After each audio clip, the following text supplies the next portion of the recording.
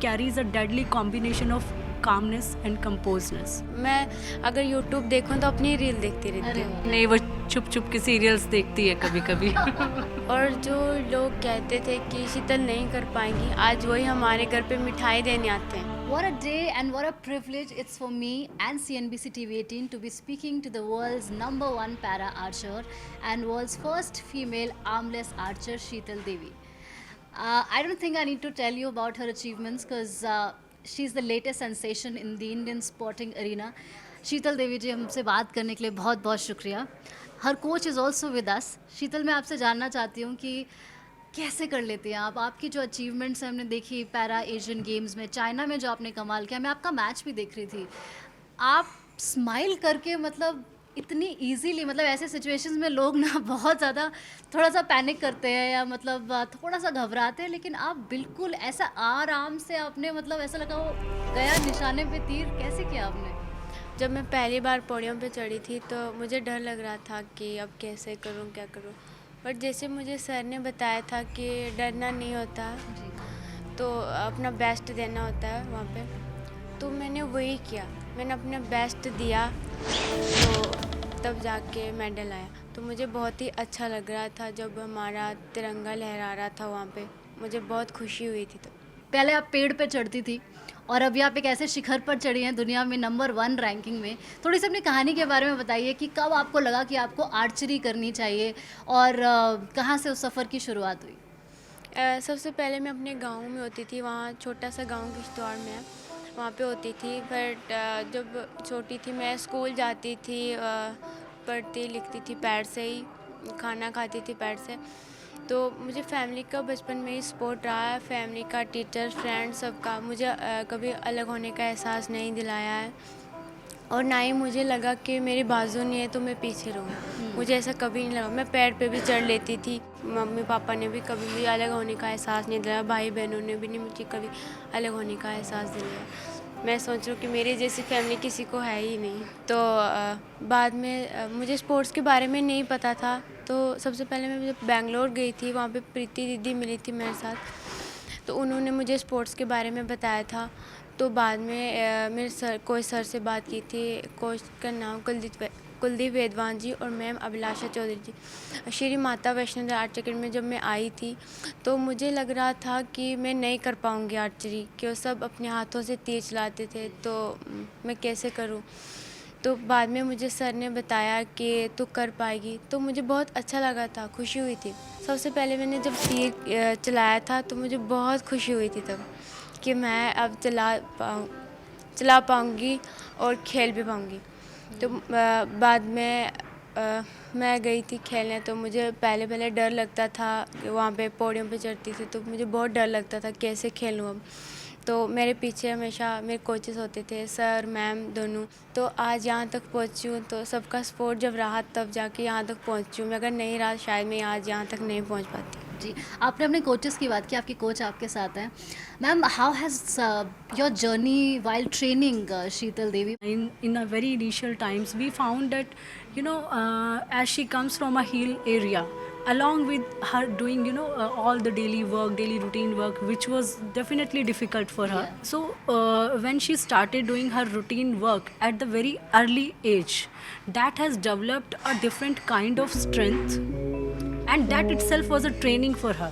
And we have just modified and we have used her strength properly.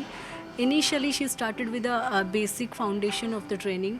Then she started with a short distance, then long distance, and today we can say she is just remarkable. But she carries a deadly combination of calmness and composedness. अभी आपका next target 2024 Paralympics है Paris में. उसकी तैयारियां कैसी चल रही है? हाँ जी, नेक्स्ट टारगेट हम पैरालंपिक के लिए है. उसके लिए हम अच्छे से तैयारी करें, अच्छे से प्रैक्टिस करें, ताकि हम अपने देश को वहाँ पे भी मेडल दे पाएँ. देखिए, गोल्ड मेडल आपने जीते, सिल्वर मेडल आपने जीते. मेडल्स की जीत के बारे में सबको पता होता है, लेकिन उसके पीछे का जो स्ट्रगल होता है या उसके पीछे की जो मुश्किल दिन होते हैं वो हर किसी को नहीं पता होता, क्योंकि बाजीगर सबको दिखता है. क्या आप अपने मुश्किल दिनों के बारे में शेयर करना चाहेंगे, जब आपको किसी ने बोल दिया हो कि तुमसे नहीं होगा, या आपको खुद से लगा कि शायद मेरे लिए मुश्किल है? पहले गाँव वालों को लगता था कि मैं कुछ नहीं कर पाऊँगी. तो वो मुझे नहीं कह रहे थे कि तू कुछ नहीं कर पाएगी, बट मेरी मम्मी पापा को कहते रहते थे कि तुम्हारी बेटी अब है, क्या करेगी, है ऐसी है वैसी है। तो मेरी मम्मा को बहुत बुरा लगता था ये सुनकर, बट मैं इन बातों को ज़्यादा सुन नहीं रही थी कि छोड़ देती थी, एक कान से सुनकर दूसरे कान से छोड़ देती थी। आप क्या सोशल मीडिया पे एक्टिव हैं? क्या आप उस दुनिया से इन्फ्लुएंस होती हैं कि आपको अपनी ज़िंदगी के बारे में शेयर करना है, या क्या मतलब फॉलोइंग कैसी है आपकी, उससे इन्फ्लुएंस होती है, आपको फ़र्क पड़ता है उस चीज़ से? नहीं, वो उतना सोशल नहीं मीडिया मिलता। यूज़ नहीं करती है और टाइम भी नहीं है। बट हाँ, डेफ़िनेटली जब हम इसकी कोई रील्स दिखाते हैं या इसके बारे में हम बताते हैं या इसके फ्रेंड्स जो साथ में आर्चर्स हैं या हम बताते हैं, तो बिल्कुल उसको अच्छा लगता है देख के। यस मैम, मैं अगर यूट्यूब देखूं तो अपनी रील देखती रहती अरे हूँ। वाह। मतलब सेल्फ इंस्पिरेशन। और इसकी तो ये शुरुआत है क्योंकि अभी बहुत यंग है। और आज मैं कहूँगी कि शीतल हमारे पास बेस्ट यूथ एशिया अवार्ड के साथ है, अपने इंडिया की पहली बेटी है जिसने ये अवार्ड जीता है। तो ये जो आज हमारे देश का पैरा स्पोर्ट्स बढ़ रहा है, डेफिनेटली ये हमारी जो सोच है वो सोच बदल रही है सोसाइटी में। आज एशियन गेम्स में 111 मेडल देश को दे पाना पैरा स्पोर्ट्स में बहुत बड़ा कंट्रीब्यूशन है। और ऐसे ही जब शीतल आई थी श्राइन बोर्ड में, एक प्लेयर को बनाने के लिए सबसे ज़रूरी सपोर्ट होता है ग्रास रूट। बिल्कुल, जो स्टार्टिंग में बीइंग यू के थ्रू प्रीति को इसके लाने का काम, फिर श्राइन बोर्ड का उसको सपोर्ट करने का काम, और आज वो टॉप्स की एथलीट है साई की, और GQ का सपोर्ट है। तो ये भी हमें एक सोच बदलने की ज़रूरत है देश में कि फेलिसिटेशन से ज़्यादा ज़रूरी फैसिलिटीज़ देने का काम किया जाए। सो मैं यही कहूँगी कि आज खेलो इंडिया एक बहुत बड़ा एक इनिशिएटिव है हमारी गवर्नमेंट ऑफ इंडिया के द्वारा, और इससे पूरा स्पोर्ट्स बहुत बढ़ने वाला है। और अभी रिसेंटली हमारा खेलो इंडिया पैरा के लिए भी ये इनिशिएटिव लिया गया है जो अभी होने वाली है, जहाँ शीतल खुद पार्टिसिपेट करने जा रही है। मैं ना जब आपके मैचेस देखती हूँ ना, मुझे ये लगता है कि जो आपका वो पूरा इक्विपमेंट है आर्चरी वाला, कितना भारी है वो। जैसे आपका नाम शीतल है, मुझे लगता है कि आप दिमाग से भी काफ़ी शीतल है, काफ़ी ठंडी रहती है, तो कितना भारी है, उसको उठाना शुरुआत में दिक्कत हुई थी या मतलब? शुरुआत में बहुत दिक्कतें होती थी कि मुझे उठाना नहीं बनता था। हाँ। तो मैं मैम को कहती थी, मैम मेरे से नहीं उठा जा रहा है ये। तो फिर सर ने उससे हल्का दिया थोड़ा वो, उससे मैं पहले प्रैक्टिस करती थी उठाने में। जब वो हो गया उठा लेती थी बाद में। फिर मैं कंपटीशन खेलने उसके बाद उसी बो से, थोड़ा हल्का था, उसके साथ मैंने कंपटीशन खेला। उसके बाद न्यू बो आ गया, वो थोड़ा सा भारी था, तो बट मुझे कंफर्टेबल लगने लगा वो। एक और आपकी कहानी के बारे में मुझे पता चला कि जब आपको और आपके घर वालों को पता चला कि प्रोस्थेटिक्स आपके जो हाथ हैं वो नहीं लग पाएंगे बीच में, उसके बाद से थोड़ा सा आप लोग परेशान हुए थे, लेकिन फिर जो आपने कमबैक किया, आपने सोचा कि कोई बात नहीं, अगर प्रोस्थेटिक्स नहीं लग पा रहे हैं, अगर वो हाथ नहीं लग पा रहे हैं, तो कोई बात नहीं, हम अपने पैरों से खेल कर मेडल जीतेंगे। जब मैंने वो बाजू लगाए थे, पहले मुझे लग रहा था कि मैं इनसे काम कर पाऊँगी अपना, तो बाद में जब मैंने लगाए उनसे कुछ काम भी नहीं हो रहा था और बहुत भारी भी थे। तो मैंने 1 घंटा भी नहीं पहना होगा, फिर निकाल के छोड़ दिया मैंने कहा मुझे अपने पैर ठीक है, मैं सब काम कर लेती हूँ अपने पैर से। आज वो मेरे साथ अकेले भी होती है।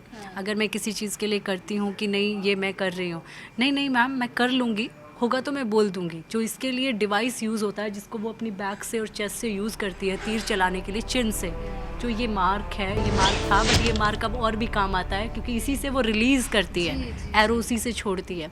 सो इसका जो डिवाइस बनाया गया वो खुद इंडिया में मॉडिफाई करके मेड इन इंडिया उसको बनाया गया, सिंपल एक लोहार की दुकान पे, बिल्कुल विदाउट एनी कॉस्ट उसको बना के, उसी से वो आज इंटरनेशनल मेडल्स लेके आ पा रही है। और फिल्में देखती हैं आप, उसमें जी नहीं, कुछ भी बहुत डेडिकेशन के साथ सिर्फ आर्चरी, कोई म्यूज़िक कुछ भी नहीं? क्योंकि नहीं वो छुप छुप के सीरियल्स देखती है कभी कभी।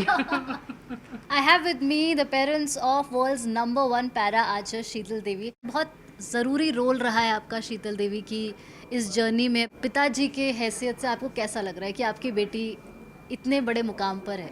जी मैम, वो बहुत खुशी हो गई हमको। मम्मी अब बहुत खुश हैं, और जो लोग कहते थे कि शीतल नहीं कर पाएंगी, आज वही हमारे घर पे मिठाई देने आते हैं वाह।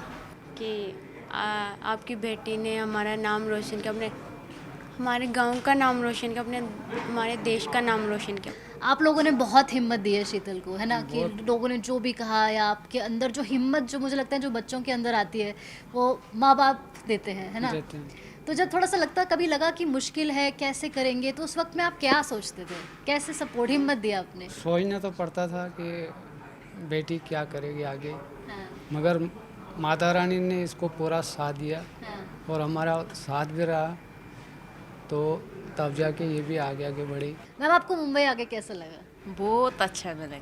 बहुत अच्छा लगा। हाँ बहुत अच्छा लगा। आपने यहाँ जो मरीन ड्राइव है, बीच है, समुंदर है, वो सब आप देख पाए? हाँ देखा? हाँ देखा है, बहुत अच्छा लगा। मैं यही बोलना चाहती हूँ कि सीएनबीसी की तरफ से और अपनी तरफ से all the best for 2024 Paralympics. Thank you ma'am, thank you so much. Thank you.